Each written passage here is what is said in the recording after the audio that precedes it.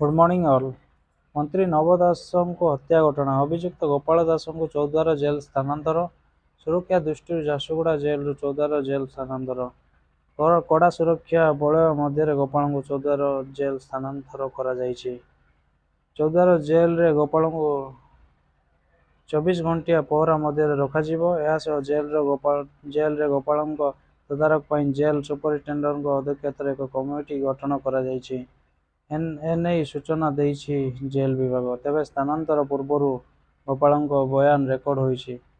ସୂଚନା ଥାଉକି ମଙ୍ଗଳବାର କୋର୍ଟରେ ହାଜର ହୋଇଥିଲେ ନବ ଦାସଙ୍କ ହତ୍ୟାକାରୀ ଗୋପାଳ ଦାସ। କଡ଼ା ସୁରକ୍ଷା ମଧ୍ୟରେ ଗୋପାଳକୁ ଜେଲ୍ରୁ ଆଣି କୋର୍ଟରେ ହାଜର କରାଯାଇଥିଲା।